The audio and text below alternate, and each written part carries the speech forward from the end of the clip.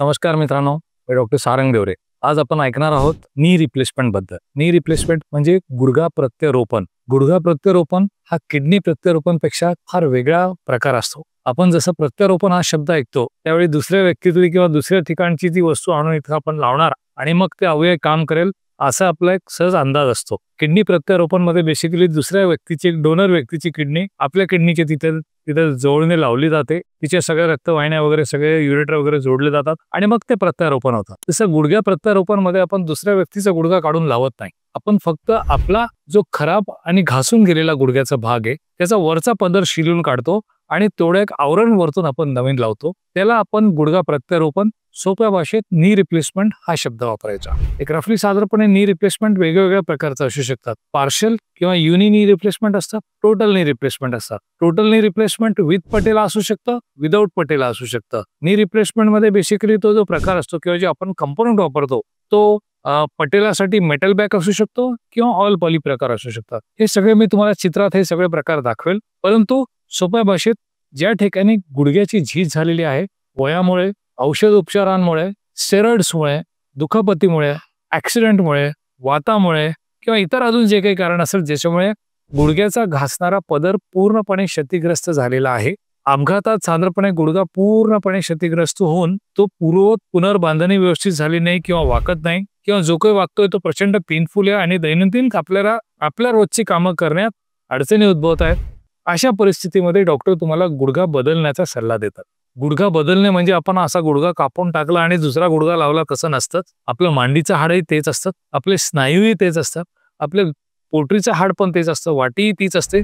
फक्त त्यांचा घासणारी सरफेस आपण रिसर्फेसिंग करून नवीन वस्तू तिथे लावतो, ज्याला आपण टोटल नी रिप्लेसमेंट हा शब्द वापरतो. टोटल नी रिप्लेसमेंट सहसा कोणी केली पाहिजे? जे प्रौढ व्यक्ती ज्यांचं सर्वसाधारणपणे गुडघा त्यांच्या दैनंदिन काम करणे इतपतही त्यांना कॉपरेट करत नाही, किंबहुना रोज एवढ्या वेदना होतात की त्यांना वेदनाशामक गोळ्या घ्यायला लागतात किंवा त्यांच्या दैनंदिन स्वतःची कामाची, ऑफिसची या फिर उदरभरणची जी काही त्यांनी कष्ट असतात ती करण्या इतपत त्यांना तो पाय सपोर्ट करत नाहीये. अशा परिस्थितीत सर्वसाधारणपणे गुडघ्याचं ऑपरेशन करायची गरज पडते. सगळ्यात पहिले आपण मूळ कारण शोधायचं की यांचा गुडघा मुळात ह्या रुग्णाचा खराबच का झाला.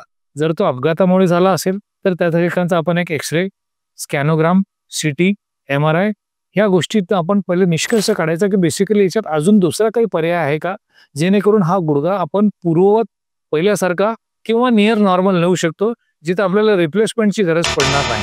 त्याच्यात ऑस्टिओटॉमीचा प्रकार असतो, मेनिस्कस रिपेअरचा प्रकार असतो, नॉच प्लास्टीचा प्रकार असतो. डिजनरेटेड म्युक्झॉइड असेल त्याचं बेसिकली आपण डिब्राइडमेंट करतो किंवा नवीन ACL रिकन्स्ट्रक्ट करतो. गरज पडली तर basically anterior open wedge, lateral open wedge, medial open wedge, ज्या दिशेने गुडघा खराब असेल त्या दृष्टीने बेसिकली त्याला अलाइन करून आपण हा पूर्ववत गुडघा या रुग्णाला रिप्लेसमेंट न करता देऊ शकतो का? याचं उत्तर जर हो असेल तर पहिले आपण नी रिप्लेसमेंटच्या ऐवजी तो प्रकार करायचा.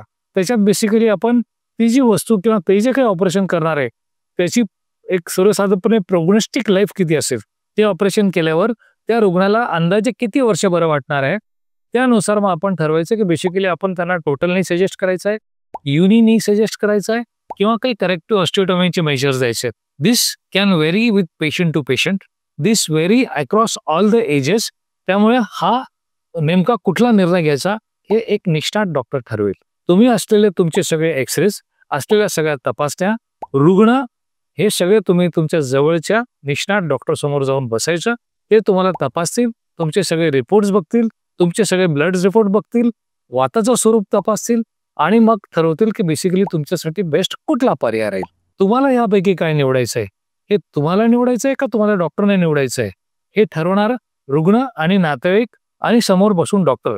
डॉक्टर तुम्हाला प्राप्त परिस्थितीत सर्वात बेस्ट पर्याय सांगतील, सेकंड बेस्ट सांगतील, थर्ड बेस्ट सांगतील. यापैकी आपण आपल्या गरजा त्याच्यानुसार आपल्या दैनंदिन स्वरूपात आपण या नेमका कुठल्या ब्रॅकेटमध्ये फिट बसतो आणि याचा एक्झॅक्ट खर्च किती येणार आहे या सगळ्या गोष्टींचा ताळमेळ बसून तो निर्णय घेतला जातो. ज्या ठिकाणी डॉक्टर पर्याय देऊ शकत नाही त्या ठिकाणी आपण पर्याय विचारणं सुद्धा चुकीचं राहील, कारण डॉक्टरांना हे माहिती असतं की यांना बाकीचे सगळे पर्याय संपून आता फक्त नी रिप्लेसमेंट हाच पर्याय उरला आहे. थँक्यू.